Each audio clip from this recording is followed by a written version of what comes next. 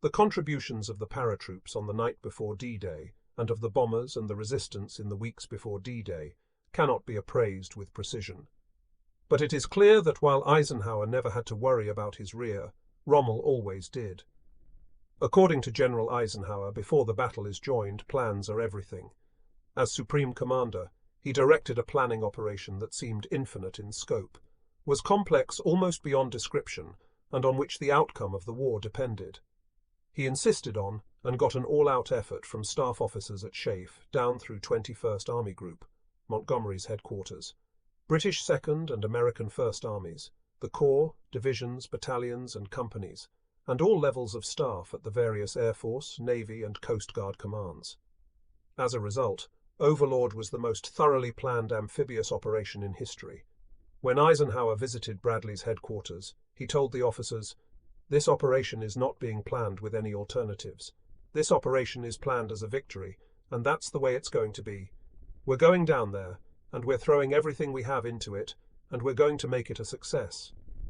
In a 1964 interview with Walter Cronkite, Eisenhower repeated those words. He spoke with intensity, frowning a bit, giving some reminder of the power of his voice, body posture, attitude and aura of certainty and command that he had displayed in 1944. Then he visibly relaxed, let that shy grin creep up the corner of his mouth, and added, "But there's nothing certain in war. Unless you can put a battalion against a squad, nothing is certain." The job of the planners was to make certain of as much as possible. To do that, they needed to be in constant touch with troops in the field, monitoring the results of exercises and training maneuvers to decide what would work, what might work, and what wouldn't work. They had to put all that information together with the input from the other services to come up with a comprehensive plan that everyone agreed to. The process started at the top and worked down. Eisenhower decided where and when. To deal with the objection that adding the Cotentin, Utah Beach, would be too costly because of the flooded areas behind the beach, Eisenhower's Chief of Staff, General Smith, suggested using airborne divisions to seize the causeways leading inland over the flooded areas. There was intense opposition from the airborne commanders, but Eisenhower ruled for Smith. By late January, Eisenhower's basic decisions were in place. On February 25th, Bradley's headquarters had an outline plan drawn up. British Second Army had one completed a month later. The process moved down to corps, division, regiment, battalion levels. General Freddie de Guingand, Montgomery's Chief of Staff, recalled that right along the chain of command, nothing was ever proposed that didn't meet with heated opposition. If corps wanted it, division didn't. If the Army proposed something and the Navy agreed, the Air Force was sure to object. De Guingand reported that it was Monty's 21st Army Group staff that made the decision to send the DD tanks, the swimming tanks, in on the first wave, with naval guns firing over their heads. Our reasons for using DD tanks in the van were to achieve an element of surprise which might be effective in demoralizing the enemy. Also, they would provide rallying points for the infantry. At the higher levels, the temptation to reach down to solve lower echelons problems was great, but it was overcome. General de Guingand explained, "At first we all tried to discover a school solution to the composition of the assault waves, guns, engineers, tanks, infantry, in what order, where, etc. But after the first training rehearsal we decided the notion of a single formula was nonsense, and we let the particular assault section solve its own problem. Its own problem depended on the nature of the defensive works facing the particular corps, division, regiment, battalion. Each had a different problem, depending on the shape of the beach it would assault, and even more on Rommel's defensive works. But Rommel could not plan, only prepare.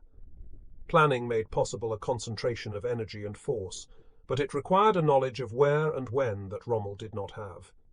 Preparation for an attack anywhere required a dispersal of energy and force. On every beach that was remotely suitable for an amphibious landing, Rommel built defences. Offshore, the Germans' first line of defence consisted of mines anchored in the channel, not enough to satisfy Rommel, but enough to cause a major problem for the Allied navies. Onshore, the defences differed to suit local terrain conditions, but the beach obstacles on the tidal flat between the high and low water marks were similar on Omaha, Utah, and the British beaches. The tidal flat obstacles began with so-called Belgian gates, which were gate-like structures built of iron frames 10 feet high. These sat in belts running parallel to the coastline, about 150 meters out from the high water line. Teller mines, anti-tank mines carrying 12 pounds of TNT, were attached to the structures, or old French artillery shells, brought in from the Maginot Line, pointed out to sea and primed to fire. Admiral Rouge had no faith in land mines and artillery shells stuck underwater, as they had no waterproofing, but the marine mines he preferred were not available in sufficient quantity. Next, at about 100 meters out from the high water mark, a band of heavy logs were driven into the water at an angle pointed seaward, with teller mines lashed to the tips of some of the logs. At about 70 meters from shore, the main belt of obstacles featured hedgehogs, 3 or 4 steel rails cut in 2-meter lengths and welded together at their centers, that could rip out the bottom of any landing craft. Rommel bestrode France like a colossus. He could, and did, flood the countryside by damming rivers or letting in the sea. He could and did uproot and evacuate French civilians, tear down vacation homes and buildings to give his artillery a better field of fire, cut down forests to get the trees he needed for his beach obstacles. The obstacles forced the Allies to choose between risking their landing craft on a full tide or coming in on a rising tide, and thus giving the German soldiers an opportunity to cut down the first waves of attackers as they struggled through the tidal flat and up to the first feature of the beach, which at Omaha was a bank of shingle, small, smooth rocks, or a line of sand dunes at Utah that could provide some cover. To make full use of the killing zone, Rommel had his static divisions, many of whose battalions were Ost units. In some divisions, the men were 50% Polish or Russian, right up close. At each of the beach exits at Omaha, for example, riflemen and machine gunners were in fire trenches on the lower part of the bluff, halfway up the bluff, and at the top. Scattered along the slopes of the draws, and on the plateau above, were hundreds of Tobruk's, circular concrete-lined holes big enough for a mortar team, a machine gun, or even the turret of a tank. The Tobruk's were connected by underground tunnels. Beside and around them, the Germans had fixed fortifications of reinforced concrete looking straight down onto the beach. In them, as in the Tobruk's, there were panoramic sketches of the ground features in front of them, giving range and deflection for specific targets. In other words, they were zeroed in. Back down on Omaha Beach proper, the Germans had 12 strong points built to provide enfilade fire the length of the beach. Big guns, 88 mm and even 105 mm, were put into casemates with embrasures that opened down the beach, not out to sea. The casemates had an extra wing on the seaward side to hide the muzzle blast from the Allied navies. Up on the bluff, there were 8 concrete casemates and 4 open field positions for 75 mm to 88 mm guns, all sighted for both grazing and plunging fire 1 very yard of beach. The guns came from all over the Nazi Empire, French 75S, big Russian guns, 105S from Czechoslovakia, others from Poland. The big casemates could take any shell the Allied navies could throw against them and still protect the guns. To protect the casemates from the real threat, an infantry assault with grenades and flamethrowers, the Germans surrounded them with landmines and barbed wire. So the GI hitting the beach in the first wave at Omaha would have to get through the minefields in the channel without his LST blowing up, then get from ship to shore in a Higgins boat taking fire from inland batteries, then work his way through an obstacle-studded tidal flat of some 150 meters crisscrossed by machine gun and rifle fire, with big shells whistling by and mortars exploding all around, to find his first protection behind the shingle. There he would be caught in a triple crossfire, machine guns and heavy artillery from the sides, small arms from the front, mortars coming down from above. If the GI was not killed getting off his landing craft or crossing the tidal flat, if by some miracle he made it to the shingle, Rommel wanted him wounded before he got there. If not wounded, paralyzed by fear. To keep that GI huddled there, Rommel had more mines laid. Between the shingle and the bluffs there was a shelf of beach flat, in some places marshy. Rommel loaded in the barbed wire but relied mainly on mines. They were irregularly placed throughout the shelf and of all types. Some were simple charges of TNT covered by rock and set off by tripwires. S-mines were devices of the devil. They jumped up when activated, then exploded at waist height. There were others. Altogether, Rommel laid 6.5 million mines, and wanted many millions more. His goal was 11 million anti-personnel mines. Behind the mines and astride the draws, there were anti-tank ditches, 2 meters or so deep, and cement anti-tank or anti-truck barriers across the exit roads. All this was backed up by big guns at Pointe du Hoc, where there was to be a 6-gun battery of 155 s capable of firing into the mass of shipping off both Omaha and Utor beaches, another at Saint-Marcouf looking right down on Utor, another at Longues-sur-Mer covering Gold, and so on. Behind Omaha, once one got inland from the plateau, there were no fixed defences of any kind. Mainly this reflected the impossibility of Rommel's building a genuine Atlantic wall that had depth to it. The length was too great, the resources insufficient. Partly it reflected Rommel's all-or-nothing attitude about the battle for the beaches. But as every GI who fought in Normandy can testify, in the country of hedgerows and stone-walled villages, farmhouses, barns and outbuildings, fixed fortifications were not needed. The hedgerow country of Normandy was ideal for fighting a defensive struggle with the weapons of the mid-20th century. At Gold, Juno and Sword, the beach obstacles were extensive, but the dunes were not so high as at Utor, and instead of bluffs behind the seawall there were French vacation homes. Some of these were torn down to give a better field of fire. Some were used as strong points. There were casemates, large and small, scattered along the coast. As elsewhere, there was no depth to the defence. At Utor, the beach obstacles were in place, but there was no bluff behind the beach, only sand dunes behind the one. To 3-foot seawall, so the extensive trench system manned by infantry was absent, but the Germans had dug into the dunes a series of Tobruk's with tank turrets mounted on them, connected by underground trenches, along with casemates holding heavy artillery, thousands of miles of barbed wire, and thousands of mines. The strong point at Utor was a blockhouse at La Madeleine. It had an 88 mm cannon, 250 mm anti-tank guns, 275 mm cannon, a 16-inch howitzer, 5 grenade-launching mortars, 2 flamethrowers, 3 heavy machine guns, 1 under an armoured turret, and 8 Goliaths. These were miniature tanks hardly bigger than a child's wagon, but they were stuffed with explosives and had a radio guidance mechanism. Behind the dunes at Utor, a road ran parallel to the beach. 4 exit roads, or causeways as the Americans called them, ran inland perpendicular to the beach. The causeways crossed the flooded fields created by damming up local rivers. Behind the flooded fields, Rommel had troops stationed in every village, along with field artillery pre-sighted on the causeways. The troops came from the 709th and 716th Divisions, consisting of the Georgian Battalion and 642nd Ost Battalion. They had almost no organic motor transport. These inland units were used to build defences locally, consisting of sticking logs into the ground in any open field suitable for a glider landing. The Allies had used gliders extensively, if not very successfully, in Sicily in July 1943, and Rommel assumed they would again. To prevent it, he devised Rommel's asparagus, 10-foot logs driven into the ground, to be topped with shells attached by interconnecting wires. The shells didn't arrive from Paris until after D-Day, but the logs by themselves were enough to bust up a wooden glider going better than 100 kilometers per hour.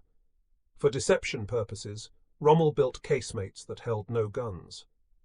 Admiral Rouge recalled, "Dummy batteries attracted a great many Allied air attacks and helped the real guns to survive." The Americans were making extensive use of rubber, blown-up tanks, and other heavy vehicles as part of Operation Fortitude, but the Germans did not develop such devices. Instead, Rommel poured more concrete and planted more asparagus. Colonel General Georg von Sodenstern, commander of the 19th Army in southern France, thought Rommel mad. He commented on Rommel's fixed defences. "As no man in his senses would put his head on an anvil over which the smith's hammer is swung, so no general should mass his troops at the point where the enemy is certain to bring the first powerful blow of his superior material." To which Rommel replied, "Our friends from the East cannot imagine what they're in for here. It's not a matter of fanatical hordes to be driven forward in masses against our line, with no regard for casualties and little recourse to tactical craft. Here we are facing an enemy who applies all his native intelligence to the use of his many technical resources, who spares no expenditure of material, and whose every operation goes its course as though it had been the subject of repeated rehearsal. He was right in his analysis of the American army, but in the view of General Baron Leo Geyer von Schweppenberg, badly wrong in his conclusion about how to meet the attack. Schweppenberg commanded Panzer Group West.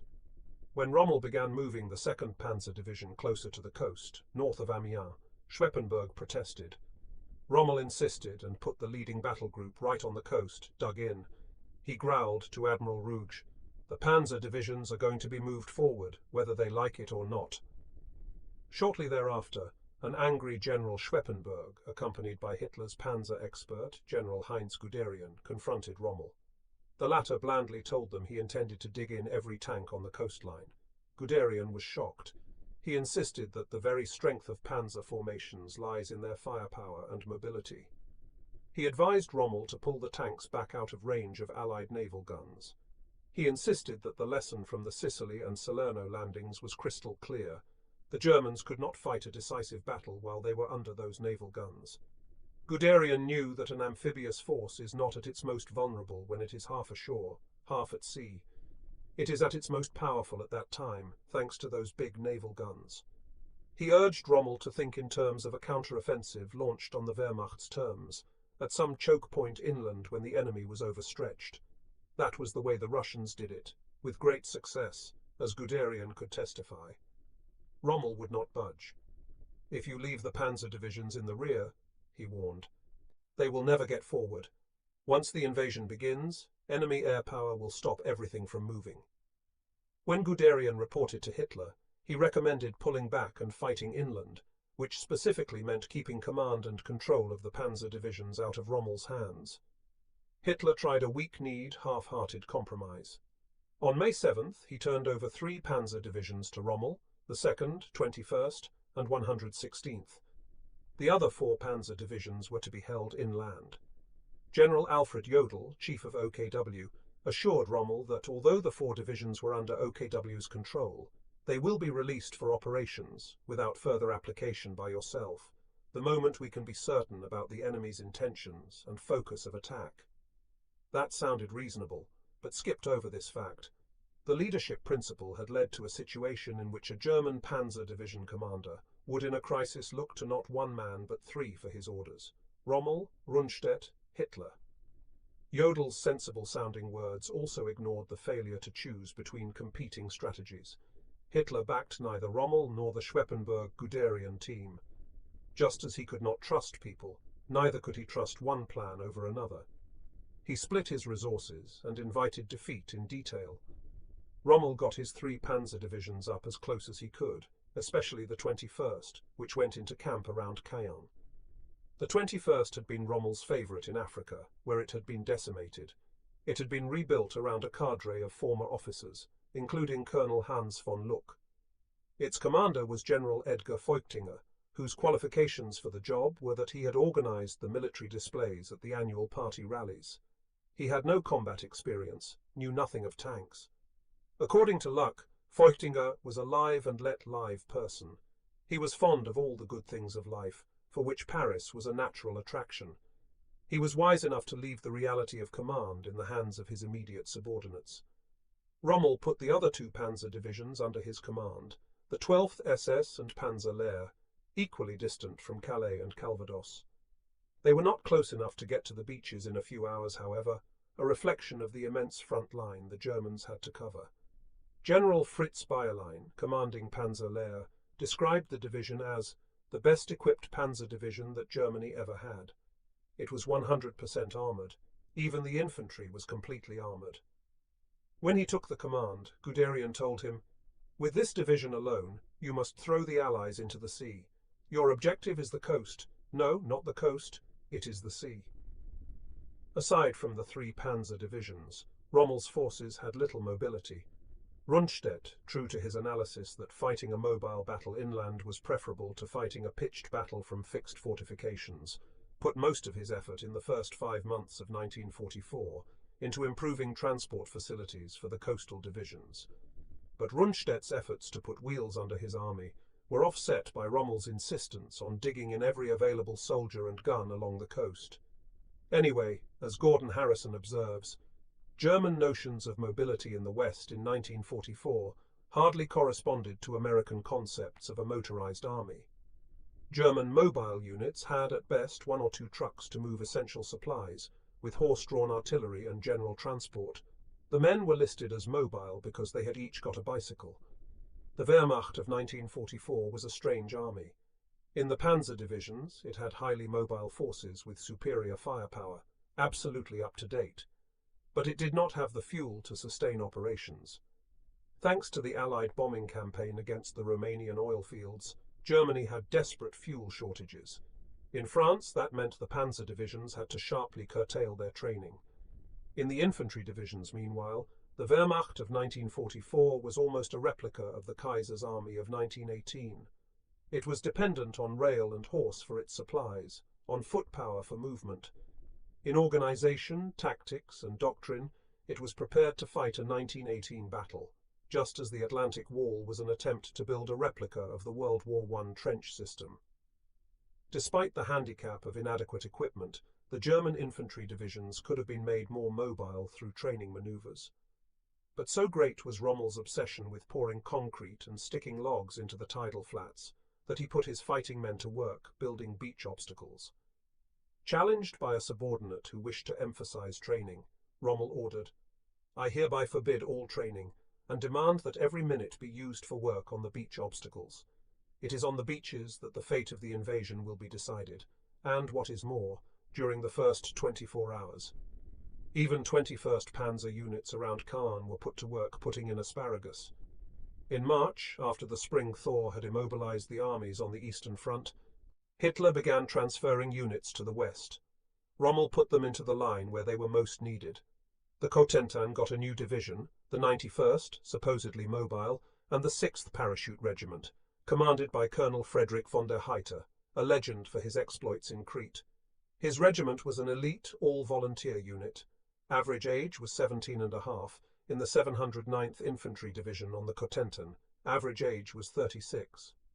When he arrived in Normandy, the colonel was shocked by the mediocrity of the armament and equipment of the German divisions. There were weapons from every land that had fallen into German hands over the past 30 years.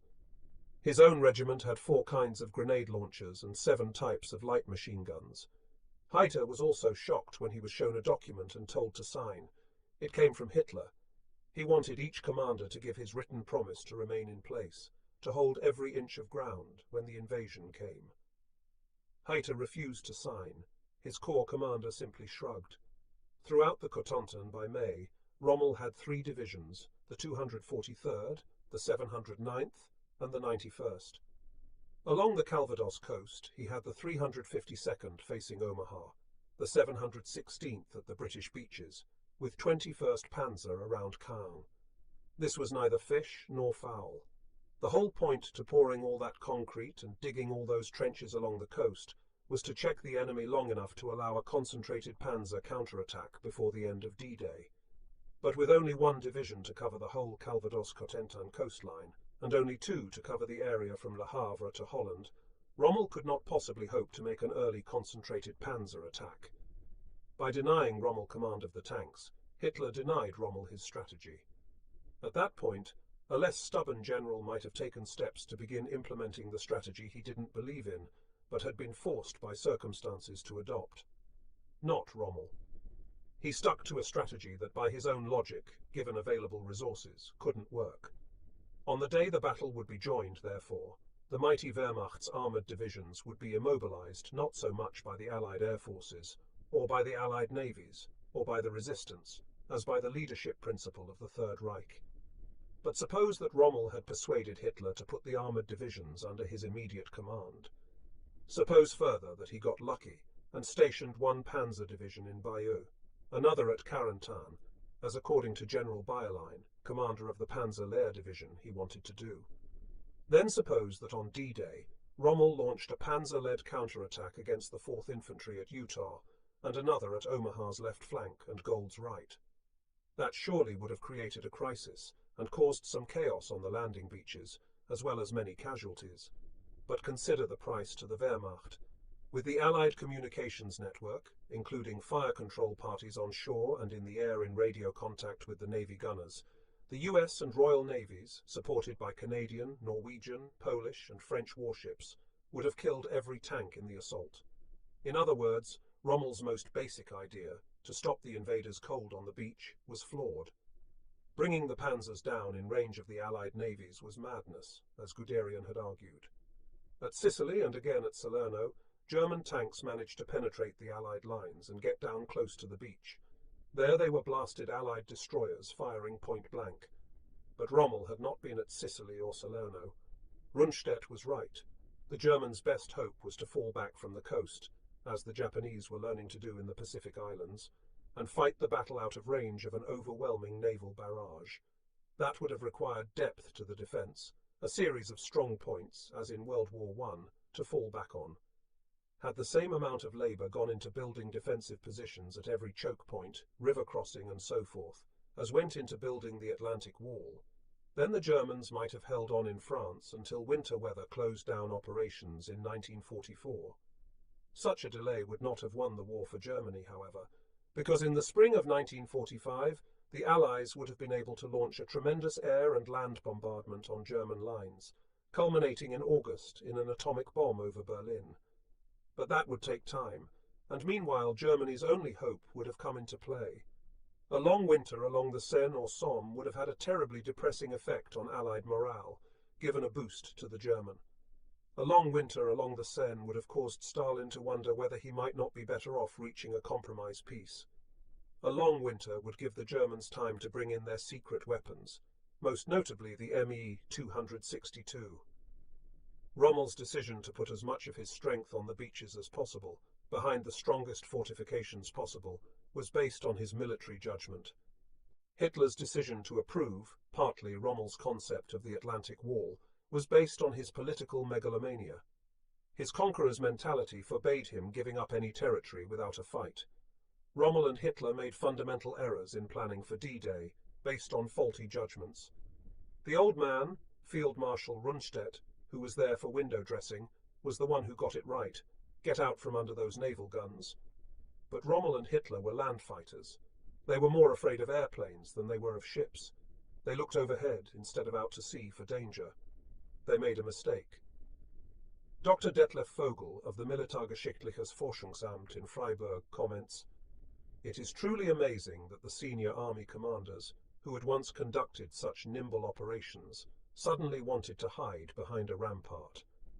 Equally amazing was the way that Rommel, who had made his reputation as a commander who used brilliant tactics, long-range movements and lightning strikes, had so completely adopted a defensive posture. On May 11th, he visited La Madeleine on Utah Beach. The company commander at the fortification was Lieutenant Arthur Janker, a 23-year-old who had been badly wounded on the Eastern Front. Rommel arrived in his Hawk, with accordions stuffed into the trunk. Rommel's habit was to give an accordion to units that were performing to his satisfaction. Lieutenant Janker and his men did not get an accordion. Rommel was in a bad mood, which got worse as he strode along the dunes, followed by his staff and the hapless Janker. His criticism fell like hail. Not enough obstacles on the beach, not enough mines around the blockhouse, not enough barbed wire. Janker had enough. He protested, "Marshal, sir, I string all the wire I'm sent, but I can't do more than that." "Your hands, Lieutenant. I want to see your hands," Rommel ordered. Bewildered, Janker removed his gloves. At the sight of the deep scratches that disfigured his palms, Rommel softened. "Very well, Lieutenant," he said. "The blood you lost building the fortifications is as precious as what you shed in combat." As he got back into his Hawk, Rommel counselled Janker to keep an eye on each high tide. They surely will come at high tide.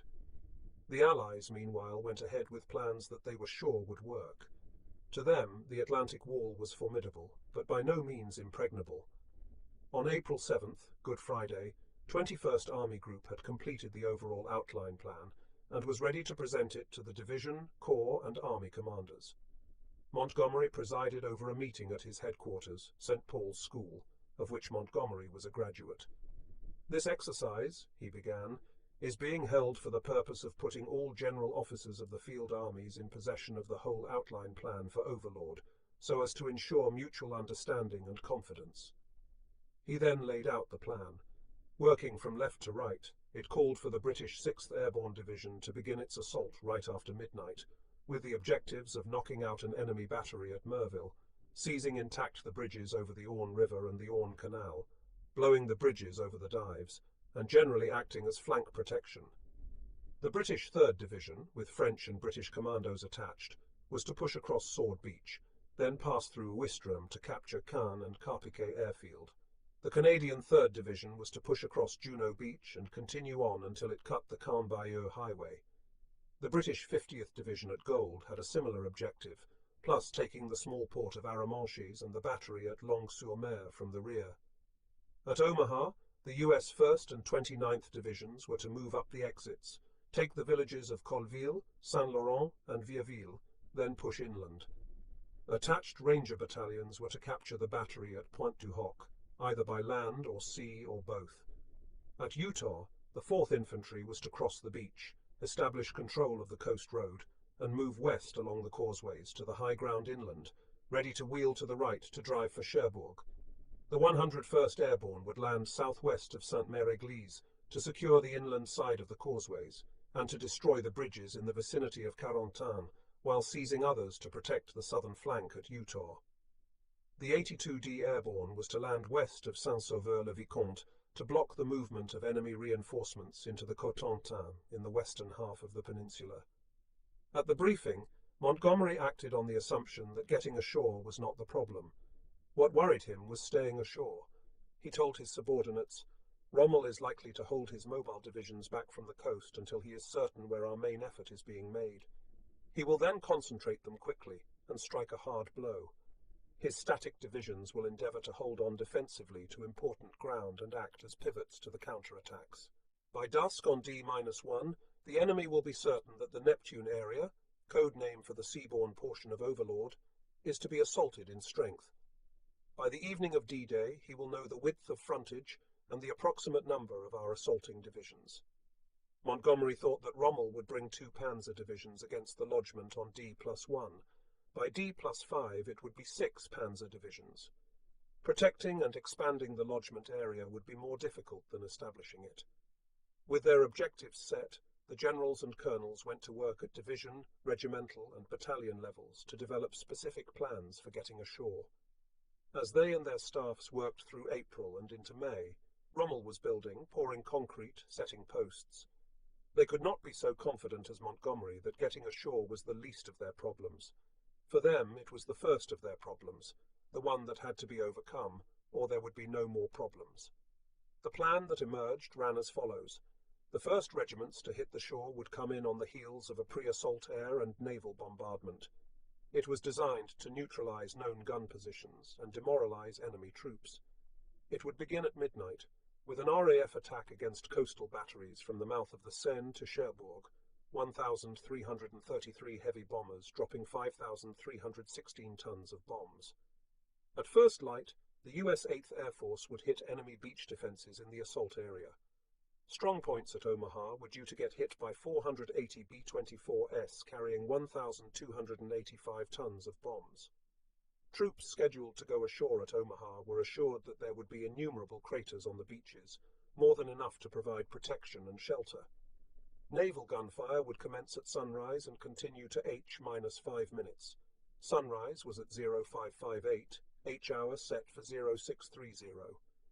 At Omaha, the battleships Texas and Arkansas would fire their 10 14-inch and 12 12-inch guns, respectively, from 18 kilometers offshore, concentrating on Pointe du Hoc and enemy strongpoints defending the exits. They would be joined by 3 cruisers with 6-inch guns and 8 destroyers with 5-inch guns. If that bombardment failed to render the defenders dead, incapacitated or immobilized by fright, smaller fire support craft would precede the first wave to add to the Germans' misery. At Omaha, 16 LCTs carrying 4 DD tanks each were fitted, so that 2 tanks could fire up to 150 rounds per cannon over the ramp, beginning from a range of 3 kilometers at about H-15 minutes. 10 LCTs would carry 36 105mm howitzers, self-propelled, of the 58th and 62nd Armoured Field Artillery Battalions. The howitzers were mounted so that they could fire 100 rounds per gun from the LCTs at a range of 8 kilometers, commencing at H-30 minutes. Finally, 14 LCTRs were outfitted as rocket launchers. Each LCTR fired 1,000 high-explosive rockets simultaneously from 3 kilometers offshore. Under that cover, the first waves would land. The plans for the assault landings varied from regiment to regiment, beach to beach. That of the 116th Infantry of the 29th Division on the western, right flank at Omaha, was representative. As the accompanying chart shows, the 116th's plan to penetrate the defences was complex and detailed down to the seconds. At H-5 minutes, just as the naval and air bombardments lifted, and as the rockets from the LCTRs whistled overhead, Companies B and C of the 743rd Tank Battalion, 32 tanks strong, would touch down on the right. These were DD tanks, which would swim ashore from 6,000 yards out. They would take up firing positions at the water's edge to cover the first wave of infantry. At H-hour, 0630, 8 LCTs would land to the left, bringing ashore with them Company A of the 743rd Tank Battalion. With Company A, there would be 8 tank dozers, towing trailers of explosive to be used by combat engineers in demolishing the obstacles before the tide covered them. At H+1 minute, the first wave of infantry would touch down. Company A on the far right at Dog Green, Companies E, F and G at Easy Green, Dog Red and Dog White. Each company was about 200 men strong. Firepower included rifles, machine guns, Bangalore torpedoes, bazookas, mortars and grenades. Behind these skirmishers would come engineers, followed by light artillery and anti-aircraft batteries, more engineers, then at H+50 minutes another wave of infantry, the 116th's L, I, K and C companies. At H+60 minutes 2 Ranger battalions would come in on the right. At H+110 minutes, Duke AWs would bring in heavy artillery. At H+3 hours, Navy salvage units and truck companies would move in. By then, the beach should be clear, the fighting rifle companies moving inland. Brig General Norman Dutch Cotter, second in command of the 29th Division, did not like the idea of storming ashore an hour after first light.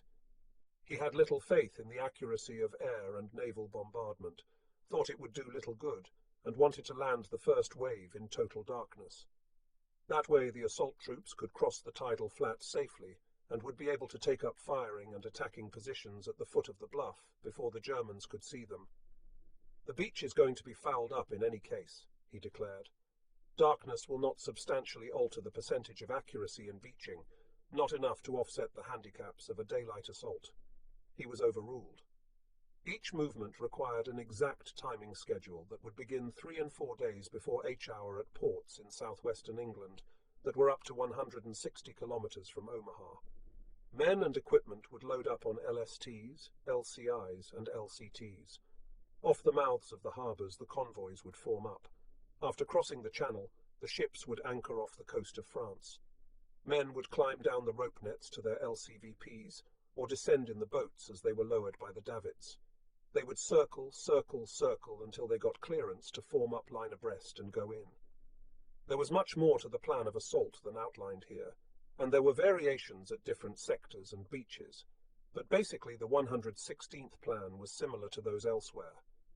The emphasis was on a crescendo of high explosives hitting the beach defences for a half hour before the tanks arrived, to be immediately followed by the first wave of skirmishers, who should be able to take advantage of the dazed enemy and seize the trenches as well as the exits from the beach. After that, it was a question of getting enough transport and firepower ashore quickly enough to take the plateau area and move inland. All this was planned out on a timetable that was exceedingly rigid and complicated, and it was done without a single computer. When PVT John Barnes of Company A, 116th Infantry, attended the briefing on the assault plan, he was mighty impressed. He would be going ashore at H-hour. 1 minute later, E Company would come in behind him, followed by engineers at H-hour plus 3 minutes. Then would come Headquarters Company and anti-aircraft artillery, then more engineers, then Company L at H-hour plus 50 minutes, and so on through the day. It seemed so organized, Barnes recalled, that nothing could go wrong, nothing could stop it. It was like a train schedule. We were almost just like passengers. We were aware that there were many landing boats behind us, all lined up coming in on schedule. Nothing could stop it. Others were not so sure. Captain Robert Miller of the 175th Regiment, 29th Division, remembered his CO, Colonel Paul Pop Good, holding up the operation plan for the regiment. It was thicker than the biggest telephone book you've ever seen. After the briefing was completed, Colonel Good stood up. He picked it up and tried to tear it in half, but it was so thick that this strong man couldn't do it. So he simply threw it over his shoulder and said, "Forget this goddamned thing. You get your ass on the beach. I'll be there waiting for you, and I'll tell you what to do. There ain't anything in this plan that is going to go right." Had Eisenhower heard the remarks, he would have agreed. Whenever he said that before the battle plans are everything, he added that as soon as the battle was joined, plans were worthless. By mid-May, the plans down to regimental level were complete, but not poured in cement. Changes were made right up to D-Day in response to new information or the pace of Rommel's construction activities. At Omaha, for example, Major Kenneth Lord, Assistant G3, Operations for the 1st Division, spotted an ominous development. Up to mid-April, 1st Division staff had noted happily that the Hedgehogs and Belgian Gate obstacles were piled up on the beaches rather than being put in place. But when a B-17 happened to jettison some bombs onto Omaha Beach before returning to England from an aborted raid, Lord examined a photograph of the bombs exploding. He saw a series of sympathetic detonations of underwater mines just at Easy Red Beach. Major Lord appealed to the Navy to take care of the mines, pointing out that the official landing operations manual gave the Navy responsibility up to the high tide mark. The Navy did not disagree. It just said it did not have an ability to demolish those mines. 1st Division appealed to Shaef and got 2 engineering battalions assigned to it. The Division HQ put them into the first wave. When Lord informed the engineers that they would lead the way, they expressed great shock.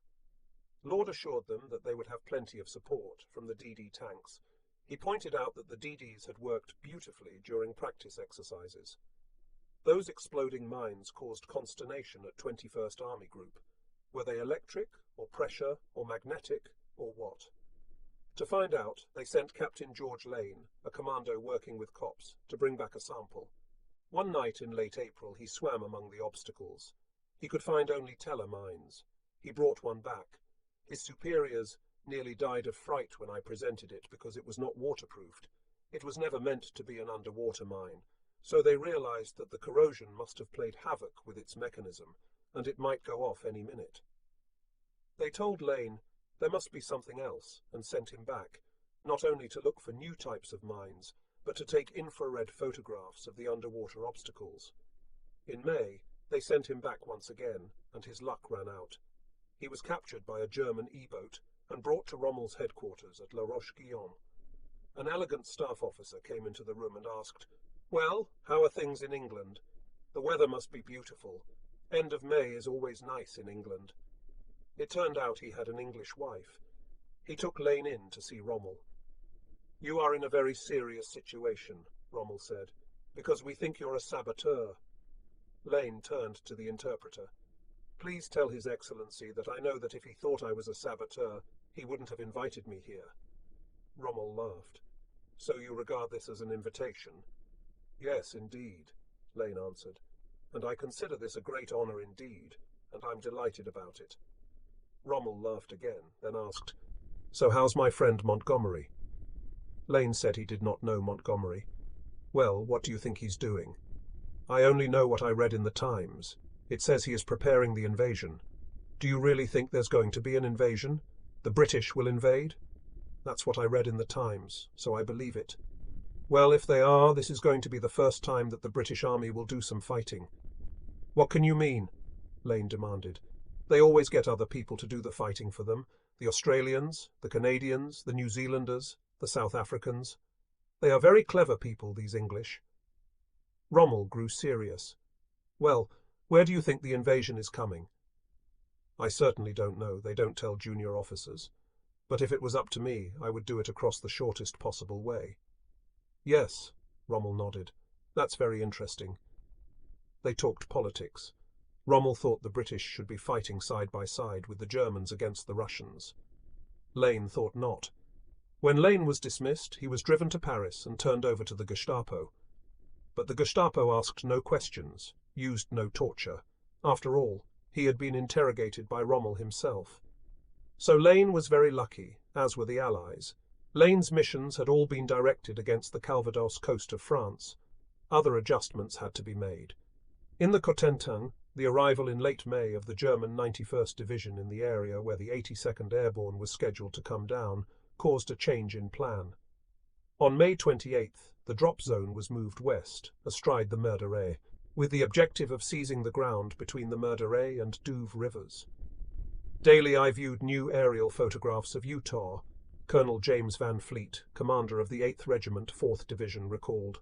The Germans were working furiously to strengthen their defences. It seemed a terrible assault against steel and cannon for us to make. I kept asking the Navy to land us further south, to get away from these defences. But the Navy commander said the water was too shallow, and our boats would ground. Van Fleet did win one fight with the Navy. The operations manual said the skippers of the LCTs would decide when to launch the DD tanks. Van Fleet had little faith in the DDs. He wanted the Navy to take them in as close as possible before launching, because the DDs moved so slowly in water and were terribly vulnerable to artillery. The Navy insisted that the skipper would decide when to launch. Van Fleet recalled, I argued back so strongly that the Navy backed down. The tank commander would give the launch command. Multiply Lord's and Van Fleet's experiences by hundreds to get some idea of the scope of the ever-changing planning operation. With such dedication and with such an awesome firepower, how could the invasion not work? Montgomery had no doubts. On May 15th, he held the final great dress rehearsal for Overlord at his St. Paul's School headquarters.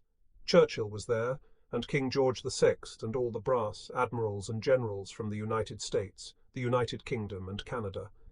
Montgomery presided in a large lecture room.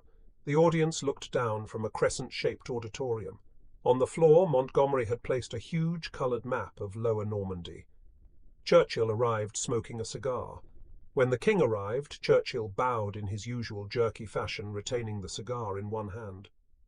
As we took our seats, ADM Morton Deo of the U.S. Navy, in command of the bombardment group for Utah, later wrote, the room was hushed and the tension palpable. It seemed to most of us that the proper meshing of so many gears would need nothing less than divine guidance. A failure at one point could throw the momentum out of balance and result in chaos. All in that room were aware of the gravity of the elements to be dealt with. Eisenhower spoke first. He was brief. I would emphasize but one thing, he said.